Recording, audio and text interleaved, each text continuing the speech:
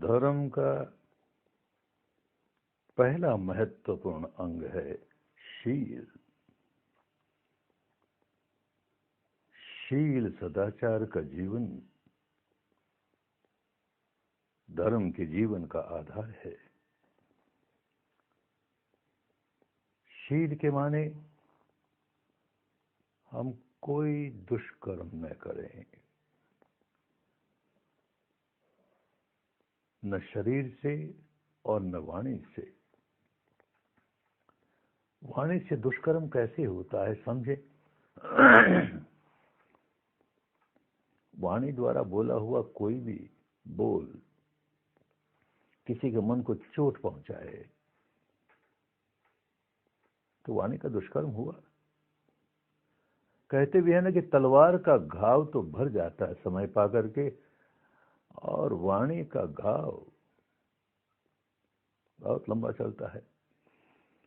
तो वाणी का प्रयोग करें तो बहुत सोच समझ करके करें। तभी कहा गया रहीमन जिह्वा बाबरी, रहीमन जिह्वा बाबरी कह गई सरग पताल, आप तो कह भीतर गई और जूते पड़त कपाल। बावली है ना, ऐसी उटपटांग बातें कह गई और कह गई जिससे लोगों को चोट लगी। खुद तो भीतर गई, सेफ हो गई मुंह के भीतर। अब क्या हो, जो मार पड़ती है बेचारे सिर पर पड़ती है, जूते सिर पर पड़ते हैं। पागलपन में जीव ने न जाने कैसी कैसी बातें कह दी। बहुत सजग होना चाहिए। बोलने के पहले खूब सोच समझ के बोलना चाहिए। बोली हमारी हानि भी कर सकती है, हमारा भला भी कर सकती है। तो खूब सजग रह करके, बोली तो अनमोल है जो कोई जाने बोल, बोली तो अनमोल है जो कोई जाने बोल, हिये तराजू तोल कर तब मुख अपना खोल। हर बार बोलने के पहले क्या बोल रहा हूं उसे तराजू के तर्क पर तोल कर, कस कर, कहीं गलत तो नहीं बोल रहा, कोई बात ऐसी तो नहीं बोल रहा जिससे औरों को चोट लगेगी, तब बोले। नहीं तो मुंह न खोले, मौन रहना अच्छा। बोलना है तो मीठी वाणी बोले। कड़वी वाणी बोल करके औरों का मन दुखाए, ये तो शील भंग हुआ। लेकिन वाणी तो वाणी है, जब मीठे वचन बोलती है तो बड़ा कल्याण होता है। तुलसी मीठे वचन ते सुख उपजत चहुंगो। बोलकर तो देखें, जहां मीठी वाणी बोली कि सुख ही सुख, और वशीकरण एक मंत्र है, तज दे वचन कठोर। कठोर और कड़वी वाणी बोली कि अपनी हानि होने लगी, औरों का जी दुखाया, औरों को व्याकुल किया। औरों को व्याकुल करेगा तो स्वयं भी व्याकुल होगा, सारे वातावरण को व्याकुलता से भर देगा।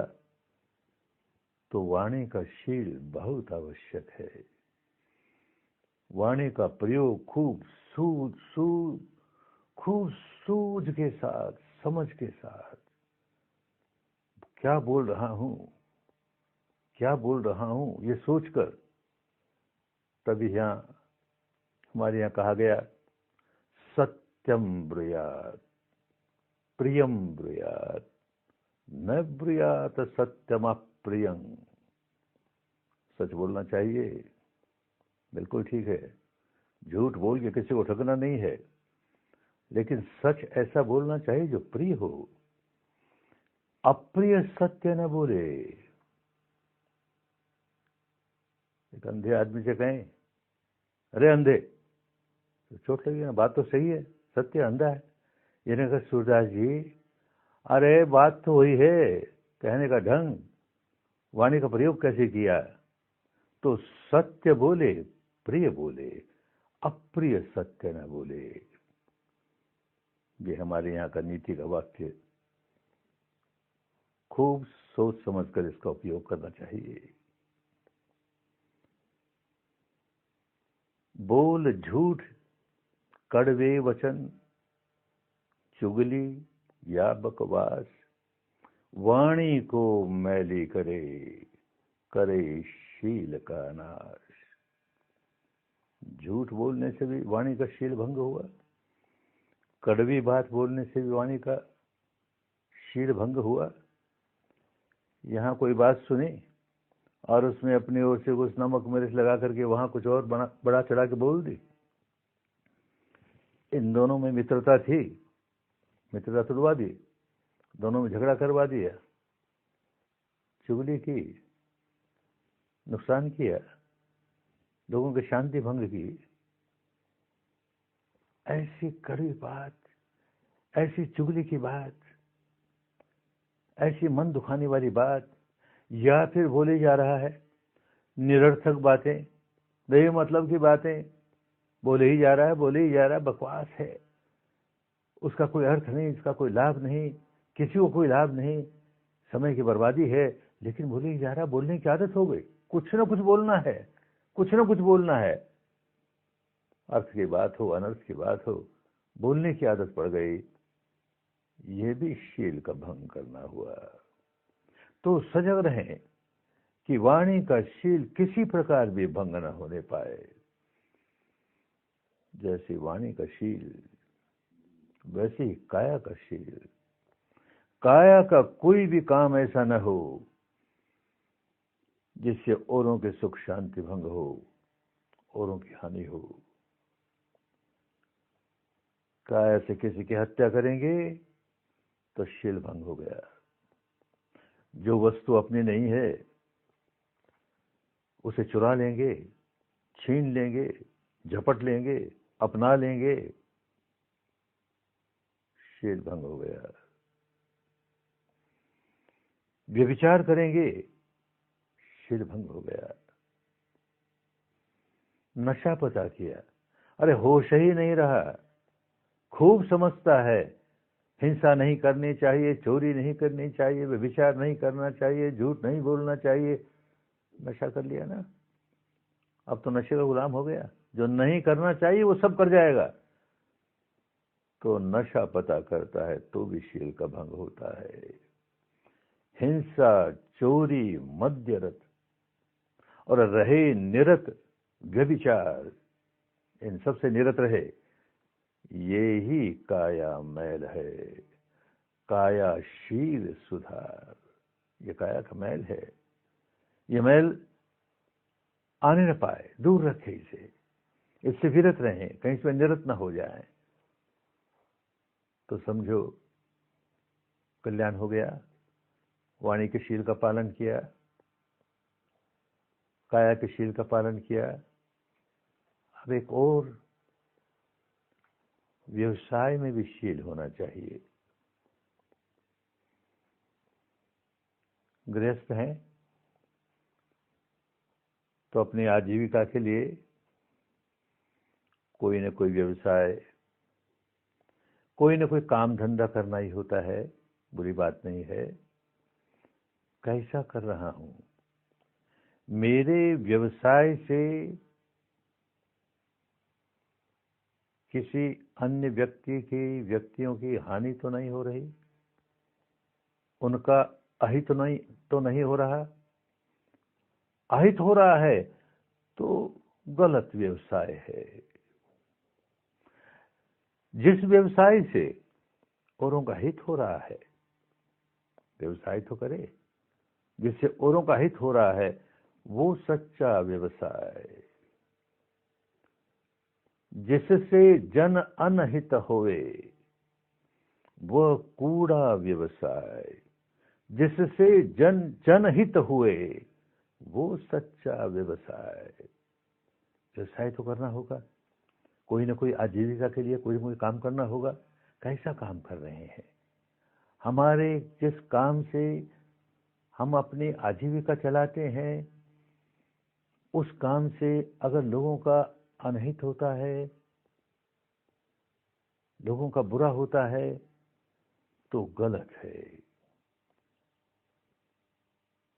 गृहस्थ हैं, घर बार चलाने के लिए, परिवार चलाने के लिए कोई ना कोई आजीविका का साधन तो करना ही होता है, लेकिन आजीविका कैसी हो?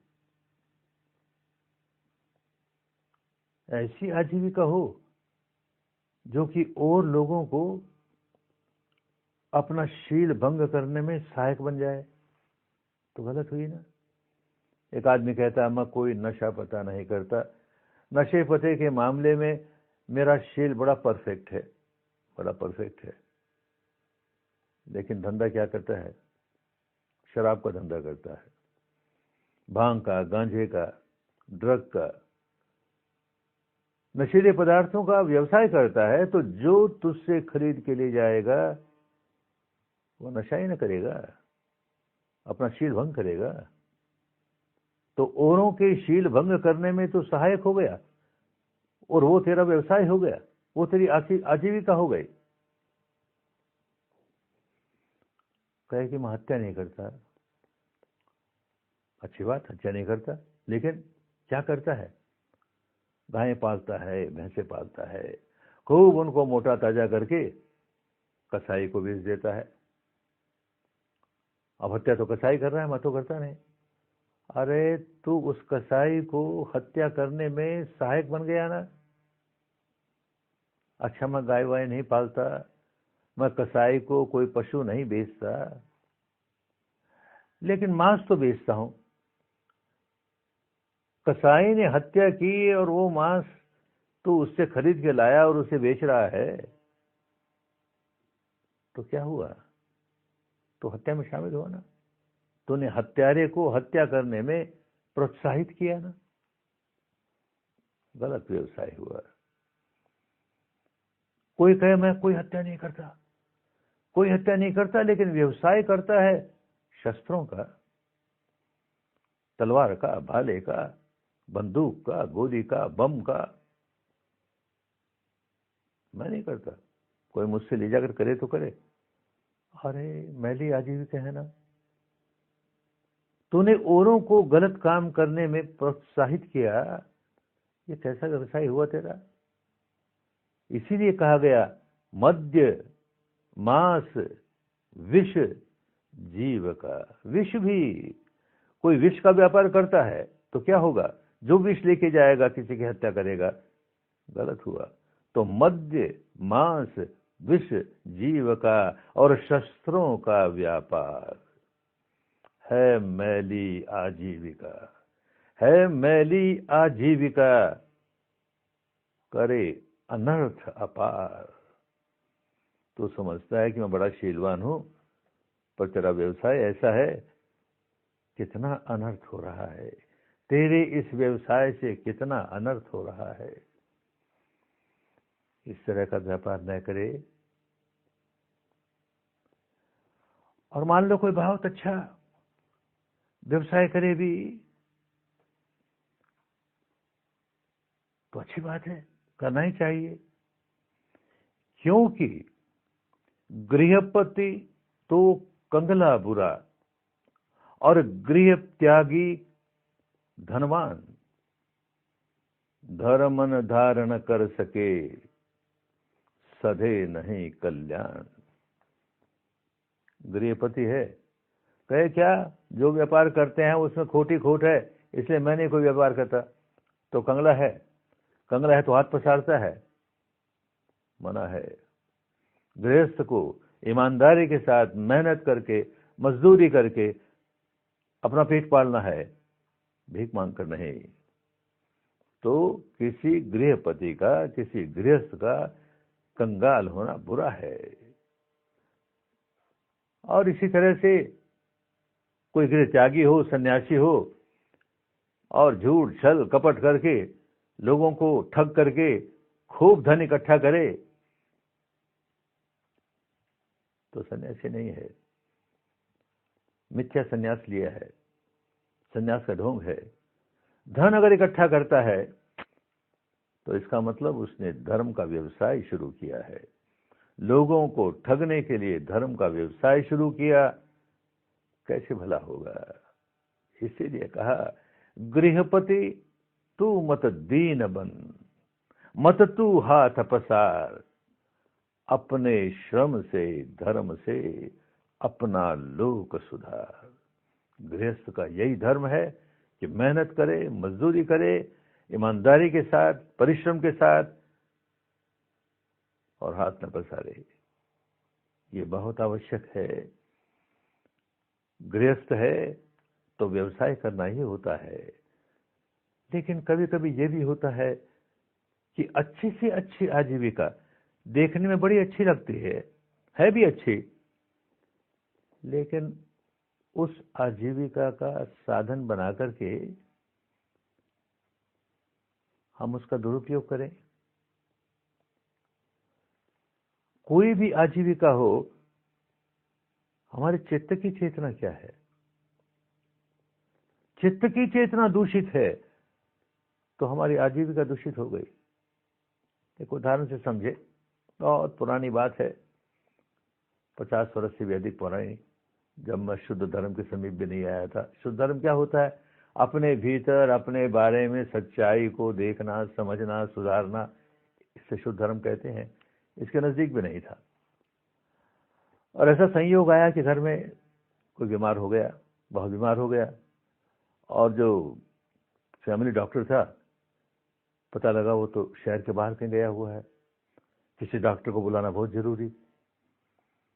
तो एक और मित्र था, बहुत बड़ा डॉक्टर, नामिक डॉक्टर, वो तो घर आके देखेगा नहीं, लेकिन चले जरा प्रयत्न तो करें, उसके यहाँ तो बहुत भीड़ होती है। चला गया, और संयोग ऐसा हुआ कि देखा उस दिन डॉक्टर अकेला बैठा, एक भी रोगी नहीं। तो मन तो खुश हुआ कि वे चलेगा अपने घर, ना नहीं कहेगा। लेकिन नहीं रहा गया तो पूछ लिया, डॉक्टर साहब आपके यहाँ तो बड़ी भीड़ रहा करती है, क्या हो गया? आज तो कोई नहीं दिखाई देता।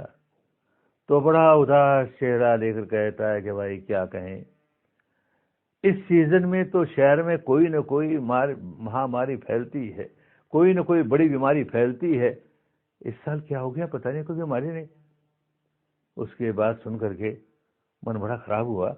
डॉक्टर का पेशा, इतना अच्छा पेशा, और फिर भी चित्त की चेतना ये कि अधिक से अधिक लोग बीमार हों, अधिक से अधिक लोग बीमार हों तो उसके घर अधिक से अधिक पैसे आए, भीड़ लगे उसके यहाँ बीमारों की।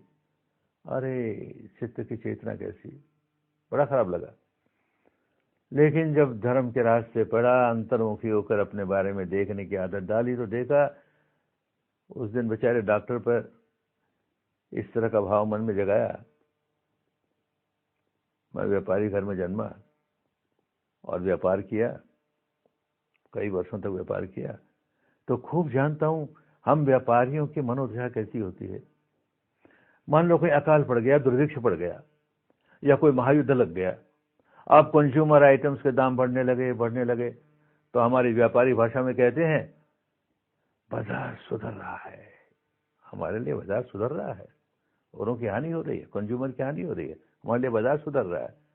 कोई दुर्भिक्ष नहीं है, महायुद्ध सारे समाप्त हो गए, कंज्यूमर की कोई कमी नहीं है, कंज्यूमर आइटम की कोई कमी नहीं है, दाम गिरने लगे। अरे बाजार चौपट हो गया, हमारे लिए बाजार चौपट हो गया। मनोवृत्ति कैसी है, मनोवृत्ति कैसी है। एक डॉक्टर भी जब देखता है कि मुझको ज्यादा से ज्यादा पैसे बनाने हैं, रोगी आया है तो इससे ज्यादा से ज्यादा कैसे सोच लो, तो ये टेस्ट करवा, नहीं जरूरत है उसकी, फिर भी ये टेस्ट करवा, क्यों जहां टेस्ट करेगा वहां से कुछ कट मिलेगा।